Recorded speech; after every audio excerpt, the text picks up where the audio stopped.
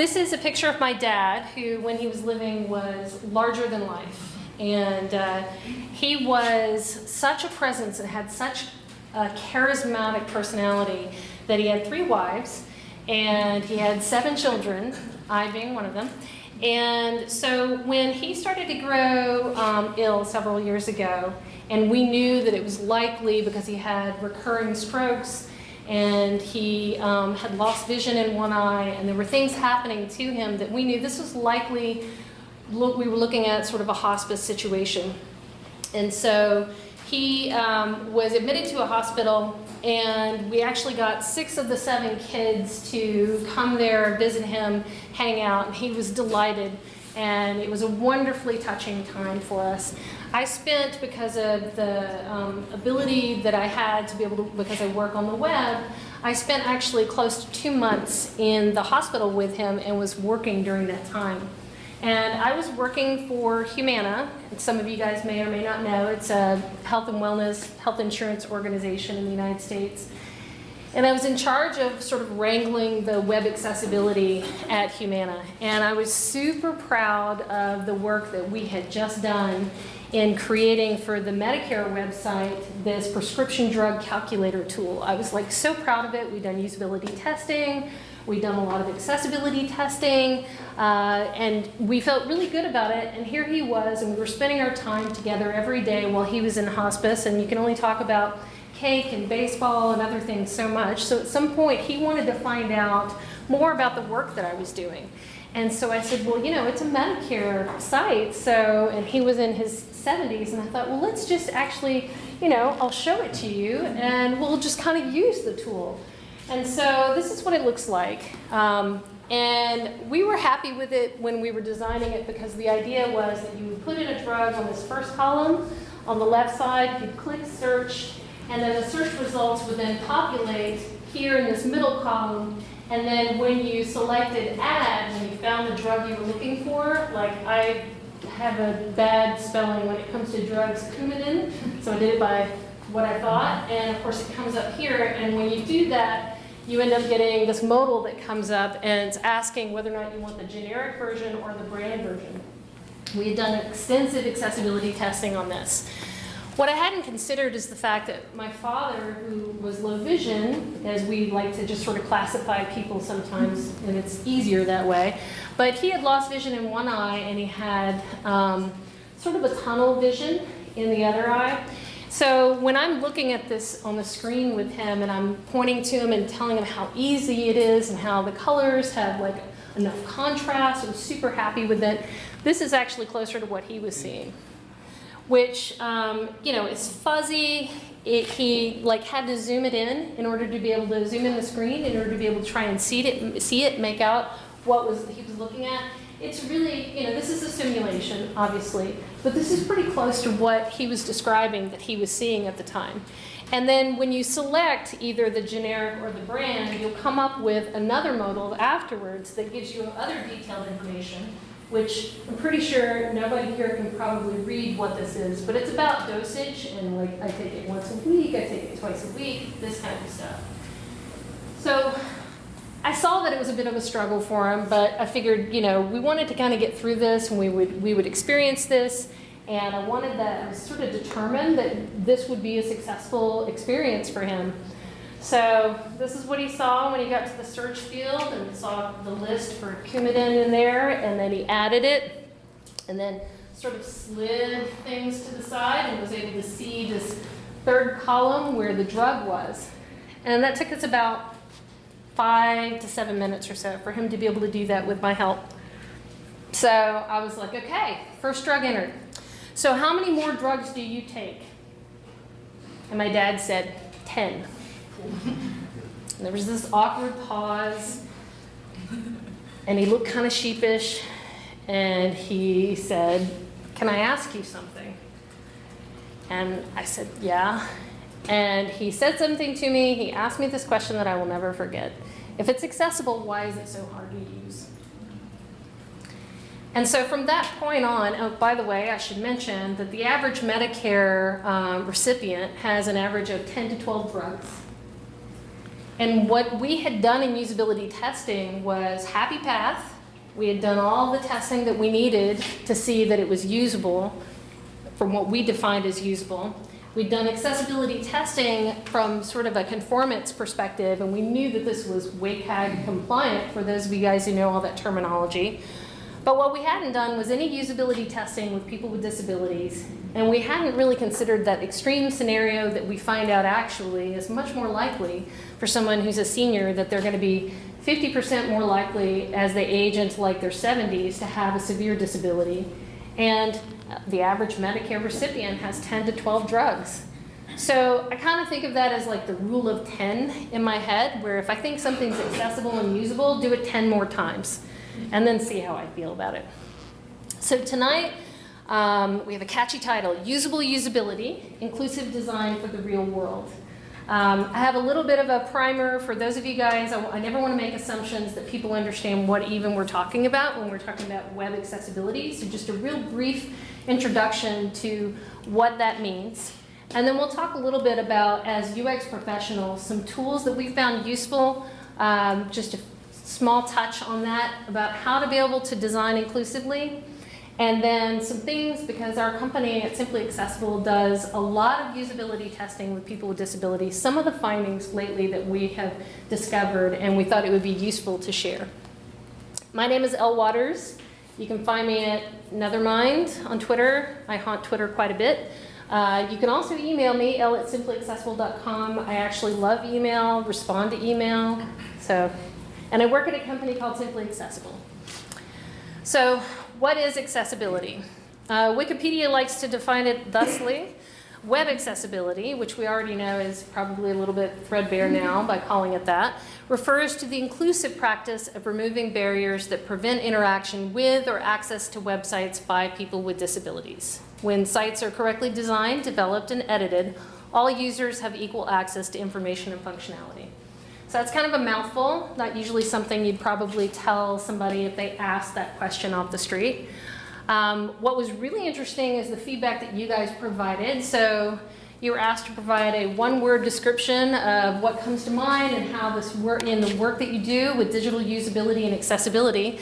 I like that one person for the one-word description.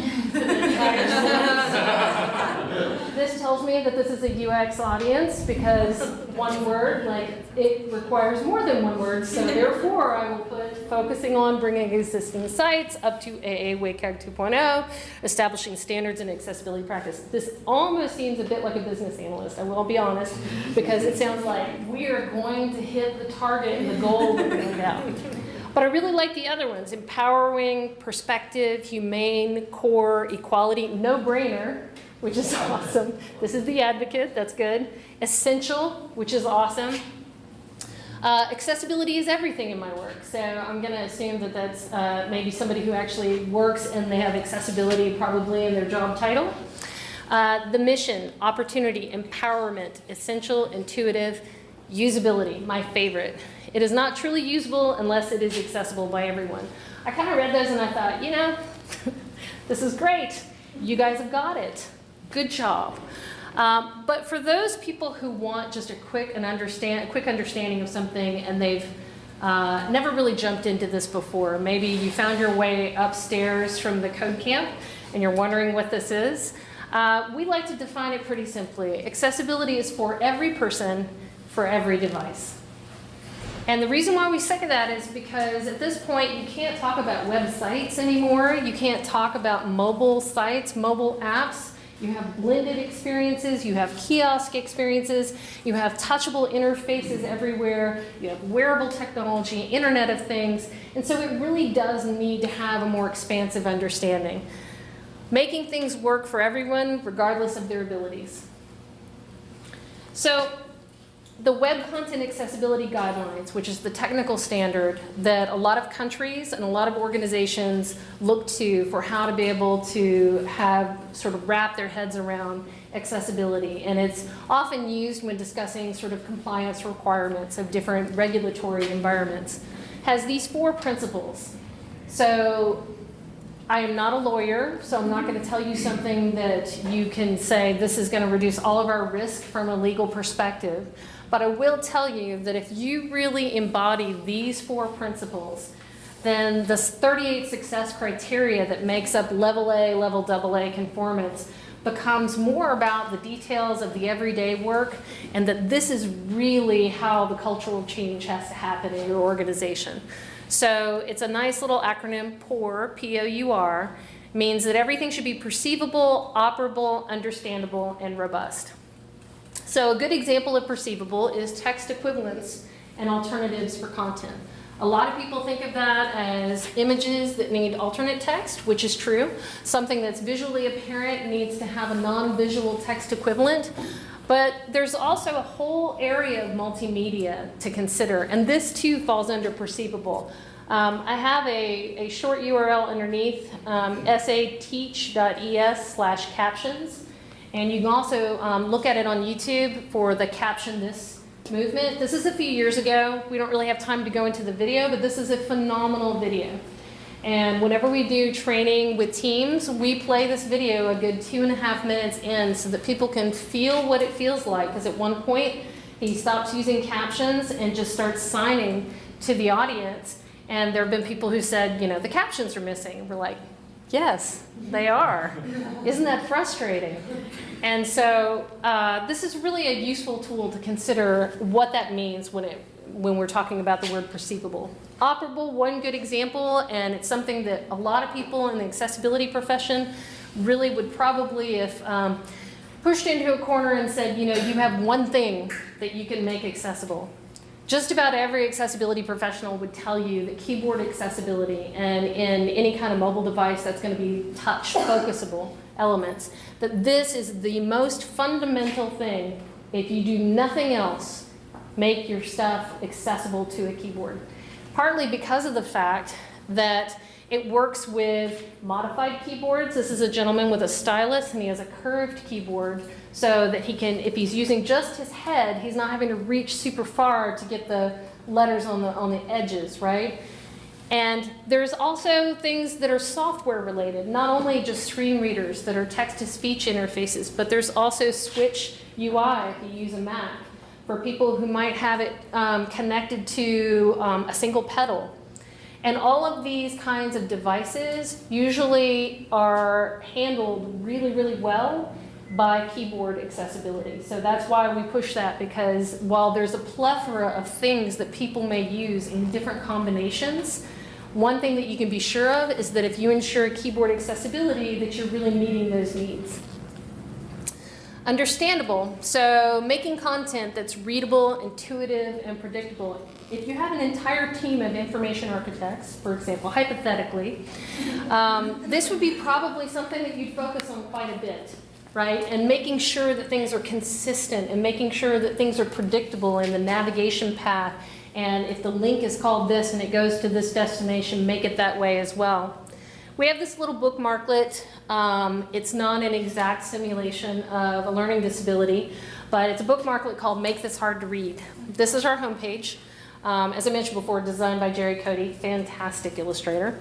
So let me know if you can see what this says on the screen. We're building a... For everyone. You guys are a bunch of overachievers, yes. Learn how... with our support. Queso. queso. That's one option. Q-E-S-Q-I-N-G. Testing. Testing. And something else, a Coblazely Huzan brooch. Right? So you guys scored probably like 92%. That's really, really good. This is in English, but recognize you still had to stop and you still had to decode.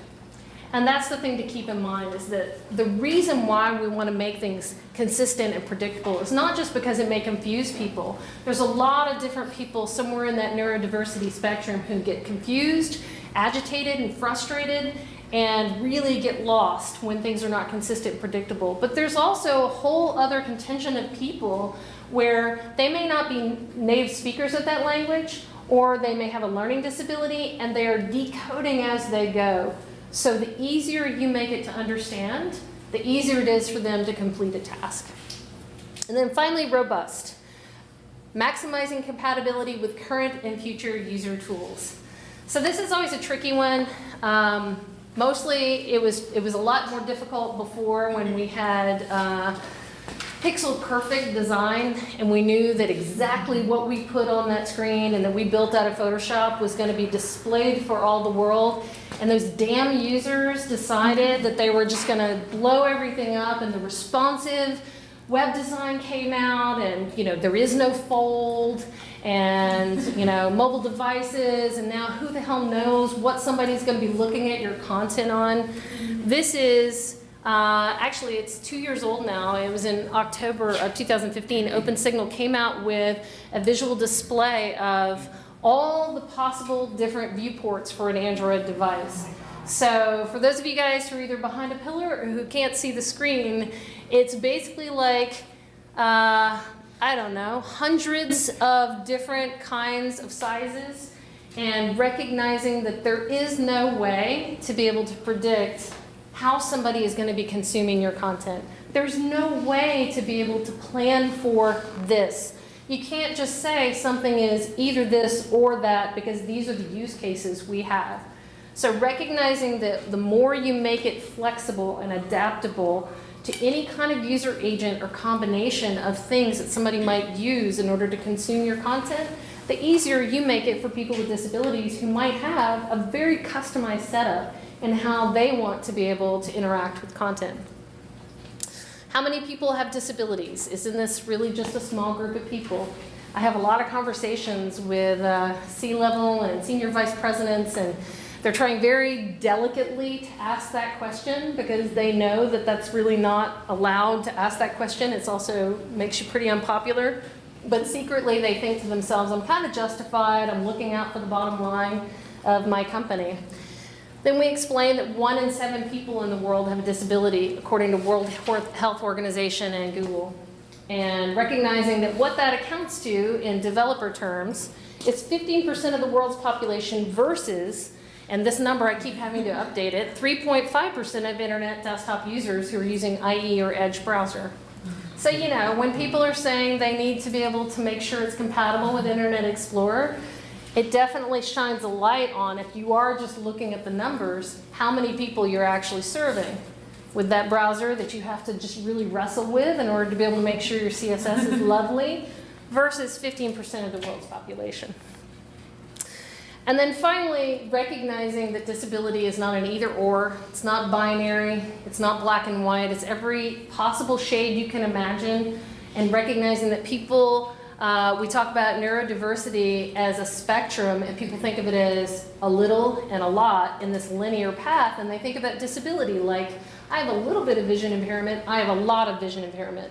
And the reality is it's much more like a color wheel, and that we all have a unique combination of things with our faculties, our understanding, our strengths, and our weaknesses, and that people are plotted somewhere as sort of a combination of dots within a color wheel. And that's a better way to look at what inclusion means, is recognizing, accounting for all the different varieties that people are both now and who they become later.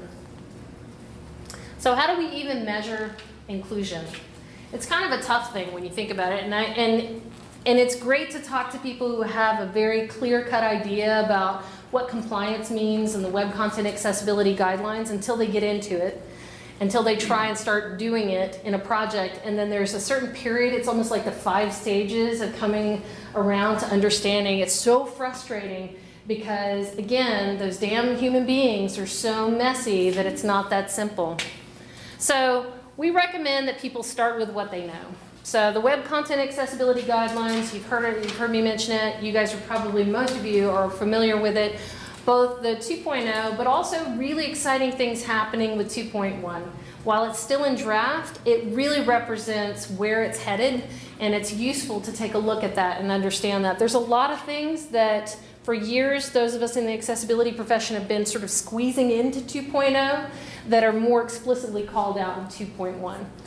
It's worthwhile to look at that. The other thing as UX professionals, I feel like, you're all Dorothy and I'm standing there saying you've had the power to go home all along.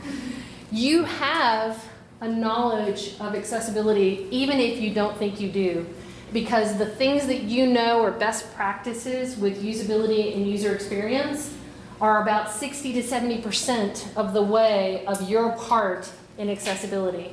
We did a research study at Simply Accessible where we went 4 years back in all the assessments, all the manual testing that we've done. And we log a lot of our stuff in Jira because, for better or for worse, it is who we serve, right? And we basically did a project and looked back at all of the different issues that we had logged as accessibility issues, as barriers. And we wanted to identify which one of these, how many of these would have been fixed if somebody had just actually done things according to code standards or US best practices, things that have been around for a long time. So a good example would be, it looks like a link, but it's actually a span, and it's got, lots of JavaScript gymnastics in order to be able to make it clickable. That's something that you could pretty much say, make it an href and you're all good, right? It's a simple solution. Somebody, goes through great pains to be able to put something together, and then you recognize actually you solved that problem much lower in the stack from an HTML, JavaScript, CSS perspective. We found that over 60% of the issues that we logged could have been solved by doing their jobs well. And that's something of note. And of course, it makes sense when you think about it, because assistive technologies depend on a common language to be able to communicate with web pages and with mobile apps.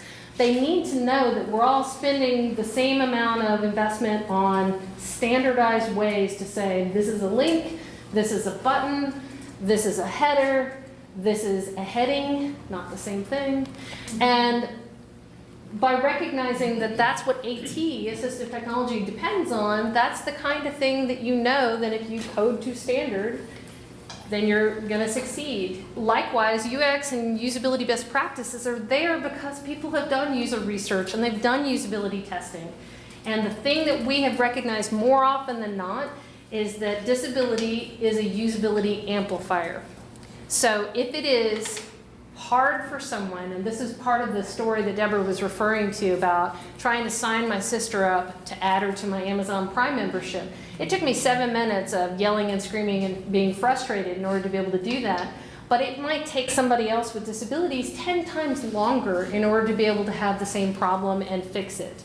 And so it's an amplifier both on the negative side, it's an amplifier on the plus side.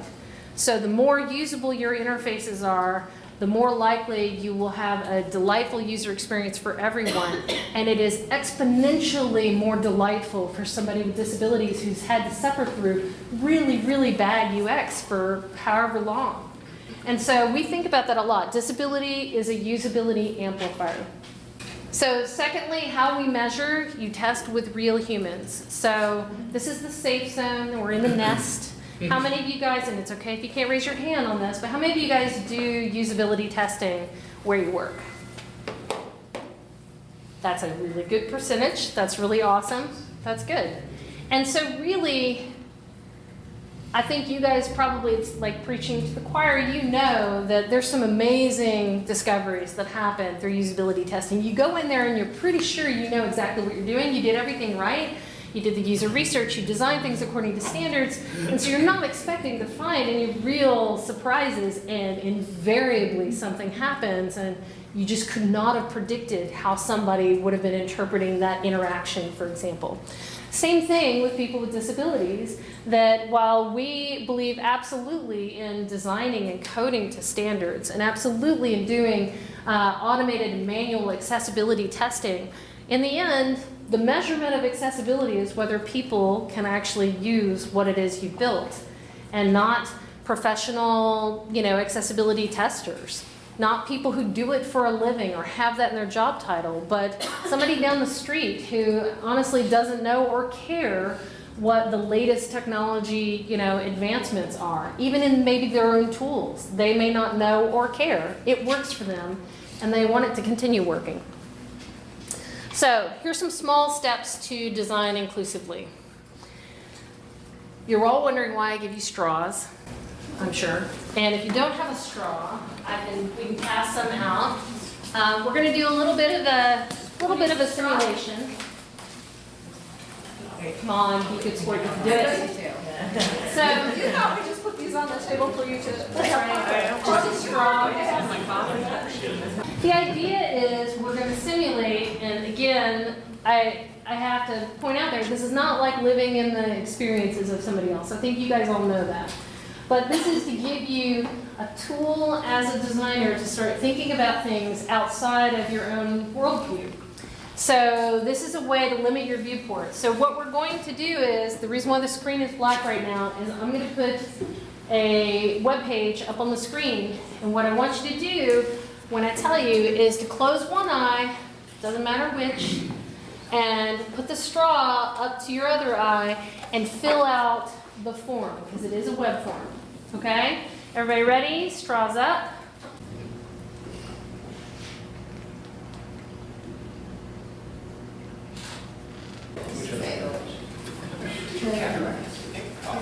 Okay. See? Some people are still looking for that button. Yeah. What's your name? Tony.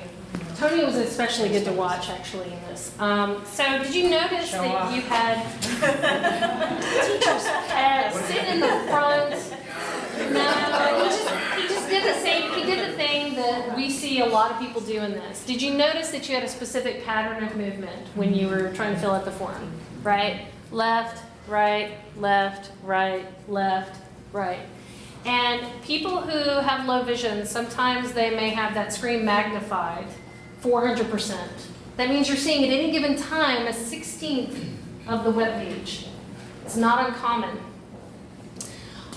So you see, it's something along lines like this, right? You don't need to have your straw up for this. This will make it easier. But you'll start here and you'll say, are you a U.S. citizen? By the way, this is based on a real form. Names and data have been changed to protect the guilty. This is based on a real form that we encountered. One thing to recognize is this form was wonderfully accessible to a screen reader.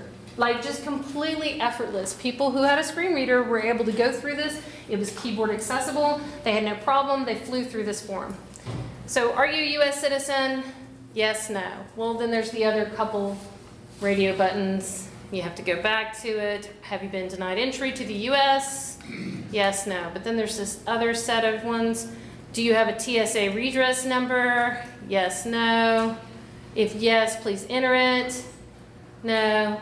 So we've created, not only is this back and forth thing pretty common, but we've created sort of some muscle memory and a pattern of use where we're expecting we go back this far, we go all the way to the other side. So what's the first button you come to? Probably quit. Probably what you're thinking, but it's the least advisable call to action on the page, right? It's certainly not what you would like for people, right? I'm done with this, right? And then you've already gone over back and forth like 4 or 5 times now. So you know kind of about where to stop. So we go that far, you get the second least advisable call to action, previous. So recognizing that what the problem of this is that you have the wrong chunks of content grouped together, right? And so this is what we consider, there's a principle of proximity in user experience design. This has got all kinds of problems from a proximity perspective. Knowing that all the questions are grouped together and all the answers are grouped together, far flung on the page, there's no way for somebody to even understand where these things and how they're related to one another. And then recognizing too with these buttons, there's another design principle called visual weight. They all have the same visual weight. The quit, the previous, the next button are all these big fat black buttons with white text on them. And the only real way that you can distinguish between them is actually by reading the text. So you've added more cognitive load for people. Again, it was great for people who are keyboard users, both sighted and non-sighted. Really, really difficult for people with low vision. What if we could do something with the magic of, say, styling and change this entire layout? Like magic, we move it into a single column layout. And it's really the only thing Keynote's good for. But we're looking at this, and you see now that you've got the right kinds of groupings underneath, and they're nestled underneath each question. And then in addition to that, the next button, as you can tell, is this big, fat, green button with white text. And it's not like you haven't put those options for somebody to quit or go back, but you definitely deprioritize them by making them look like text links. So why don't you pick your straws up, and we will try it again on this one. So it doesn't completely eliminate the back and forth. And the goal is not to eliminate entirely. The goal is also, let me say, not to say all of our forms must be single column layouts from this point on. The goal is to start thinking about proximity and start thinking about how other people might be using this form and what their experience is. So if you zoom way in the way that we would if we had our screen magnified, and you go up and down and up and down and back and forth and back and forth, it's a lot smoother of an experience, right? And people don't get lost in the middle of that. That has happened countless times. Whenever we've done usability testing with people with disabilities, and there is a button that is far flung on the right side of the page, it's completely out of the viewport, and there's no cues to understand where it is. And to ask somebody who has a 16th of the screen magnified to go find the button, you're basically asking them to give up. At some point, they're just going to get frustrated. We have these sort of in beta, these UX cards that we give to design teams for like when they're doing critiques and things. This one's called the straw test. Complete an interaction while looking through the hole in this card, and it's got a hole punched in it for people. And it's just got some tips, and there's a few others like, you know, what if you could only navigate via headings? Is it clear to you what the content of the page is and the sequence of the page? And there's some others that we have gathered together, and we're kind of putting them out as like a deck. And we have a sign up, I think, if somebody would like a free deck to test it out, let us know what you think of it. But this is just something we found to be really useful. It's not the same thing as doing like formal testing. It's not the same thing as doing a formal usability study, but it's useful from a design perspective to start thinking, how would I navigate this? Is it really obvious from a proximity perspective? The second tool that we recommend is using inclusive personas. How many of you guys have ever used personas in the work that you do? So as we all know, they're archetypes, right? They're amalgamations of multiple different kinds of people, and you kind of form them as a more human person, as a point of reference during the design, development, and testing phase. Oftentimes when people are trying to create personas and they think about disabilities, they go and they create disability personas, as if people exist only as a person who uses a wheelchair, and they don't have anything else that's going on in their lives, right? And we know that that's not the case. People are whole people. So what we do with clients who haven't either used personas before, or they're trying to understand how to evolve those, is we give them some examples and we kind of customize them. So this is an example. This is Sean. He's 27 years old. He's engaged. He has no kids. He's a developer. He works at IncrediWeb. He plays golf. He's incredibly competitive. He's a member of the International Blind Golf Association. He is always up to date on the latest technology. He wants 1,000 pull requests on GitHub by the end of 2017. I don't even know if that's a lot or not a lot. I'm thinking it's probably a lot. Quickly gets bored with technology. Works with multiple technology companies on systems integration, and Sean happens to have low vision and he requires 400% magnification. This is Maxine.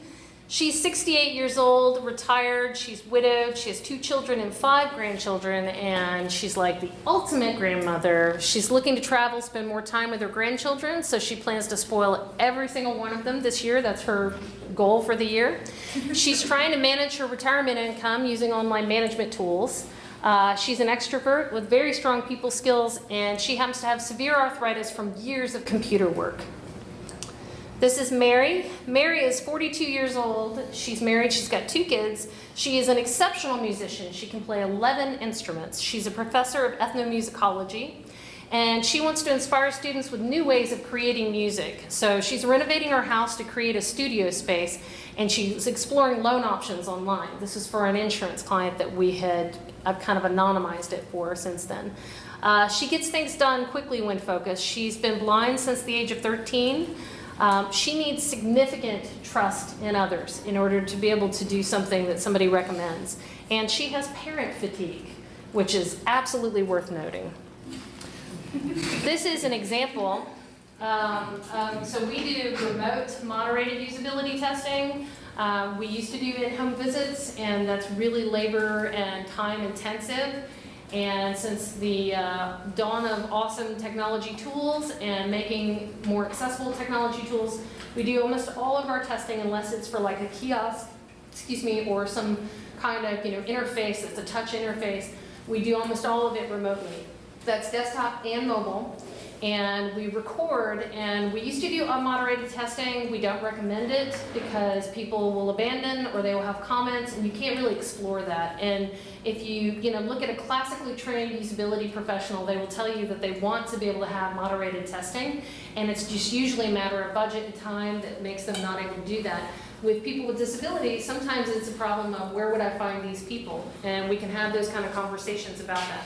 With that said, this is, for those of you guys who are not familiar with JAWS, which is a screen reader technology, it's pretty popular. And this is just an indication of what it's like to have somebody using JAWS. She's setting up her computer to do the remote desktop share.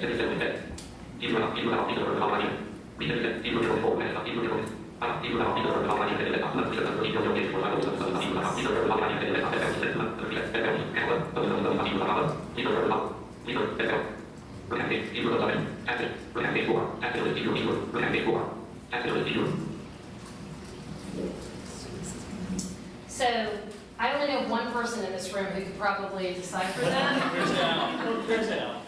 And you can't ask him. No. See, we all have our advantages. The secret language that is people who are natural, have acclimated to using a screen reader every day. That is incredibly fast for a person who doesn't use a screen reader as a tool for daily living. This is super fast, right? And it's to the point where we can't even understand most of what is happening. But people who use screen readers every day will adjust the speed at different times. It depends on what activity they're doing as to how quickly they're going to go. She's not exploring a web page for the first time. She's setting something up. It's an incredibly transactional thing that she's doing. And so it tends to be faster in our experience when somebody's doing something pretty transactional because they're so attuned to the sound of their own screen reader that they understand what those words are and they're anticipating specific things. But that's just a little bit of a reality check because while we want to encourage everybody to get familiar with what it's like to use a screen reader, if you have a Mac, you have a screen reader. If you have an iPhone, you have a screen reader. If you have an Android device, you have a screen reader. But recognize that there's a difference between getting familiar with it and learning how to use it in testing and being somebody who can actually be someone who would give you usability feedback, for example. That's not the same thing at all. This is Rose. She's 31 years old, she's married, she has no kids. She's a journalist and she works really unusual hours. She takes a mix of short and long trips for work, and as a result of that, she manages most of her life while she's on the move, and therefore lives by her mobile phone. She needs her life to be effortless and forward-thinking. She's ready for whatever comes next. She has little patience for time wasters, and Rose has been almost completely deaf since birth. And finally, this is Giovanni. He's 27 years old, he's single, he has no kids, he's a gallery artist. He works from home. He's an LGBTQ rights activist, and he's very passionate about promoting diversity and rights for the LGBTQ community. And as a result of that, he's planning to open his own gallery and exploring small business education programs in order to be able to understand how to get better at being able to be a gallery owner. He needs clear, simple instructions. He makes tons of to-do lists. He frequently feels overwhelmed, and he is, quote, on the spectrum, autism spectrum disorder, and people tend to identify and self-identify very differently when they're in this community or they're part of, a neurodivergent group. So we put that in quotes because that may be how he identifies, but recognize other people will say, I have autism, and that's how they like to say it. Other people say, I'm autistic. And there's actually really lively discussion going on in Twitter just last week about the way people identify within their own community and whether or not there even is a community around a disability that somebody may have.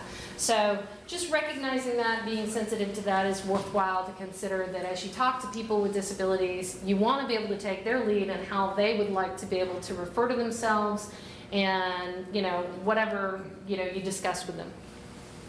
All right, so we got a little bit of a pop quiz. So we have Sean, who has low vision, Maxine, who has dexterity issues, Mary, who's blind, Rose, who's deaf, and Giovanni, who has autism, or he's on the spectrum. These are real quotes from usability testing that we've done. Buttons can sometimes be too close together for me, and I can't click small targets. Who might that be? Maxine. So how many people think Maxine? Heard Maxine? Fair amount. Any others? Sean. Some people think Sean. Survey says Maxine. Because Sean blows up his screen like 400%, he usually doesn't have a hard time with small targets because they're much larger on his screen. Maxine, on the other hand, might have tremors. She might have real difficulty holding the mouse for long periods of time. She might actually not be able to use the mouse very often, and so that'll be difficult for her to be able to distinguish between one and another for two small targets. All right, I bump up the font size in my browser to make text easier to read. And if you're over 45, I totally feel it, I understand. Who might this be? Sean, yeah? Does anybody remember how old Maxine is? 68. She's 68. So let's add Maxine to that as well, given that, if you see my iPhone, yes, there's a period of time where a lot of people, as they age in to, poorer vision. So Maxine, while we've nicely classified her, and I mentioned this earlier, in this category of someone with dexterity issues, you have to recognize that people are not going to be, check this one box for the kind of disability that you'll have. Oftentimes people will have multiple different kinds of disabilities, and they'll present differently. All right. You see captions as an alternative, but for me, they're my primary format. It's Rose. Yeah, Mary say Rose. Some say Rose, some say Mary. Rose. Captions are for people who are hard of hearing or deaf, primarily. It could be anybody though. Well, Could be but the people with words, kids. they're my primary format, is really the clue. And so recognizing, while we all benefit, again, usability tends to be universal, we all benefit from captions, absolutely. And not just when we're in a crowded airport, but just generally speaking, we may want to have captions on. But for Rose, it's the only way she's going to get that content.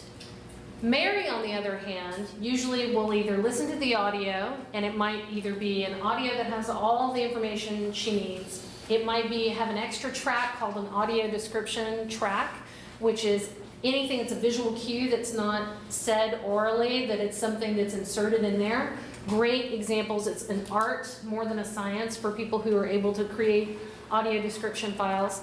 And then additionally, there's something called a transcript, which you've seen before too.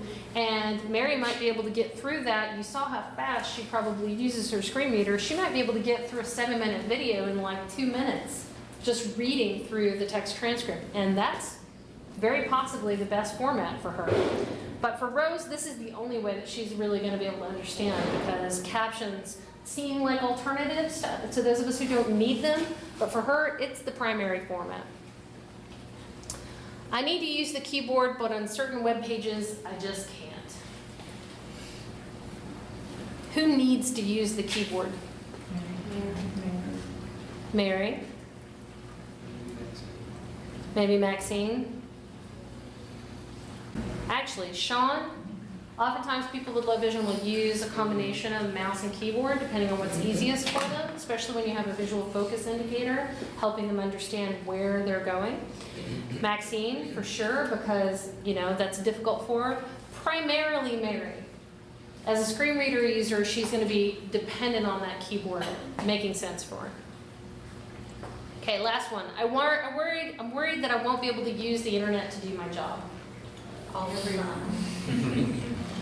Everybody, right? Because this is actually a pretty significant anxiety that gets expressed. When we do studies with people with disabilities, there's a real concern that at any moment, parallax animation or the newest CSS library or the newest JavaScript library can become something that becomes the new shiny and take hold and remove access for people. And this is not a game. This is not for pleasure. This is actually to pay your bills and to, order things online so that you don't have to navigate through public transportation in order to be able to get there. This is very serious, and people are worried about this. They're also worried about losing their jobs because of the latest HR software, that everybody has to do compliance and ethics training, and they didn't think whether or not that was actually going to be accessible. That's a big deal. So I'll leave this with you. We'll have a video with the slides as well, but these are examples of other things that people have said. And, everything from hand strength to fatigue to just all kinds of experiences that people experience. It's worthwhile recognizing, like I said, these are all real quotes. And you won't get that from looking at the Web Content Accessibility Guidelines. So, finally, I'll wrap up with this. Here's some insights, findings from the field that we have. Number one, people are angry when inline validation creates errors in a form before they can fill anything out. This is a term called premature inline validation. Sounds super, yeah. So the user's input is marked as invalid before they finish typing. Sometimes it'll happen when you type in a password and then you're supposed to type the next password in, and you leave the focus but haven't even put the focus into the field, and it's like it's an error. This is really problematic for people with disabilities because of the fact that it's annoying as hell for us, but it's really confusing for somebody when they're only getting these cues. Sometimes if you're a screen reader user, the only cue you're getting is that. And oftentimes, for a screen reader user, they like to explore the page and understand the lay of the land before they would fill it out. So imagine the noise that they get from all of these errors, assuming they're even coded properly, but all of these errors constantly being thrown at them when they're just looking at the fields. This is an example. I'm going to totally out Twitter.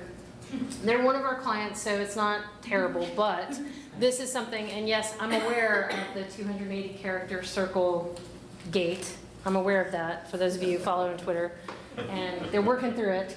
But here's an example. Join Twitter today. So as you start typing, I made a name inclusion bot, and I started to type in my email address, and I got INC, and it threw an error. Please enter a valid email. Now I could also talk about proximity, knowing that if it's all the way over here, it's very possible if I have low vision, I'm zoomed in on the screen, I'm never going to see that.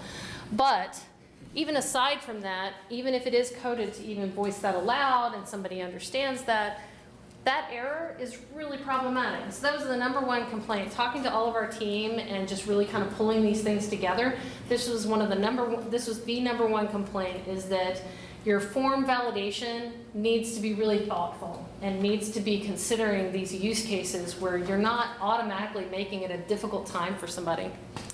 What was it with that? Why did it respond like that? Because it's basically set up to be constantly validating in a client-side way, and you can have inline validation, but for the love of God, wait until you finish the form field, right? And so they just basically, it's a shortcut, a way to be able to do this, and people do this without thinking about the user impact. So as somebody's typing, until you have an at and a dot and something after that dot that's at least 2 characters, it's going to continue to think that it's an error. And it's easy to fix. It's just not really well thought out.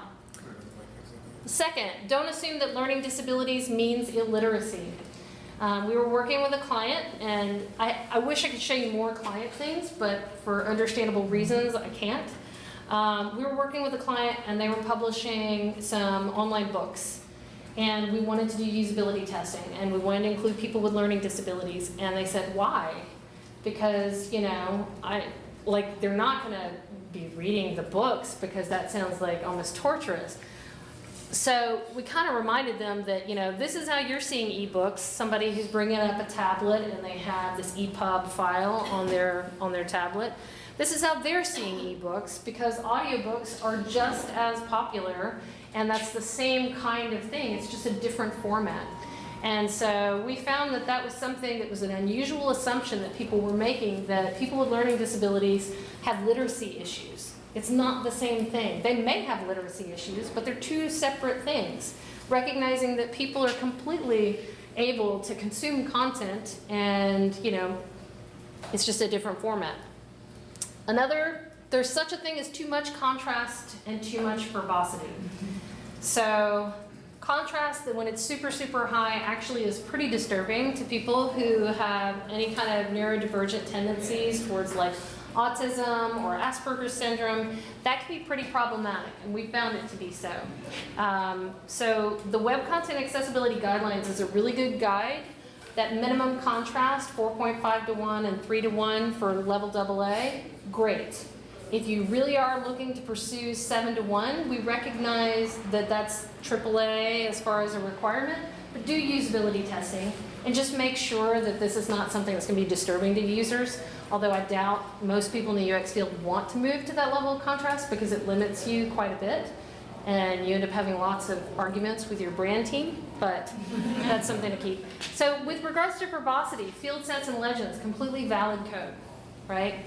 And recognizing this is an example of just some markup for field set, legend, and some radio buttons. But recognizing that in many screen readers, you will have the legend read aloud every single time that it's like every single form element within that field set. And that could become just so chaotic from a noise level.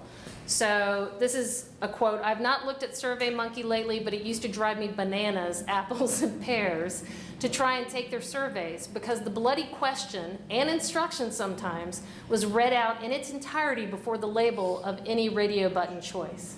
So you have a field set, then you have a legend, then you have the label, and just be thoughtful about whether or not that's absolutely necessary, especially these days where headings do a great job at containing different grouped elements.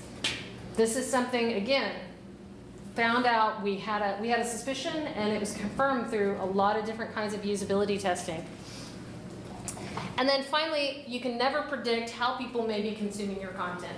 So we had some responsive sites that this was a couple of years ago, and so it was, you know, companies of the size of like Fortune 100 companies, they're like, hey, 2 years ago, responsive, that's a cool thing, we're doing it. And so while this feels like old hat to us, this was new to them. And so they were putting these things through usability testing, and it's kind of blurred out so that you don't see the client. But when we were doing usability testing on a responsive site, this is the page, and then over here is the bookmarks bar, which of course was making the page much narrower, which is reordering the content differently than any kind of viewport that they'd anticipated. Additionally, in other ones we found, in one study that we did, 3 out of 5 screen reader users didn't have a monitor. Because why would they need a monitor if you live at home and you're not sharing your computer with anybody else? You don't actually need a monitor. And so in doing that, the computer, the CPU, or the operating system would just, when you click to open a browser, it would open this 150 by 150 pixel window that showed the browser. So what's the impact of all this? The impact is they were using JAWS and a keyboard on a mobile viewport. And it blew our minds, because we had never thought, well, you better be testing with desktop assistive technology on that mobile viewport. We were like, no, we're going to be testing on iPhone and on Android and on tablets with touch interaction, and it's a very rare circumstance somebody may be plugging a keyboard in or have a Bluetooth keyboard. Well, not only was that assumption wrong, But the reality is there are people who are using what they believe is a desktop version of a site because they're using a desktop and they're being served up the mobile viewport. So you need to be thoughtful about the fact that you can never anticipate how somebody might be using your content. So build it well and build it responsively, but build it flexibly and adaptively and account for these things. And then do usability testing. So I have homework for you. Build 2 or 3 inclusive personas based on your company's product goals and user research. Then go through your primary task flows with these personas and see if you can identify some possible barriers you hadn't considered before and design a solution for inclusion. And if you're like Tony and he wants extra credit, we always, and I don't have time for this, but when we do an inclusive design workshop, we give people, after they've all built these beautiful inclusive personas, we give them the game of Twister and say, now build the game of Twister for this person. It's lots of fun. Comes up with a lot of brain-bending kind of things. So I'm terrible with time management, I warned you before, but it's 8:15. I'd love to either talk now if we have some questions, or I think we're getting drinks down below.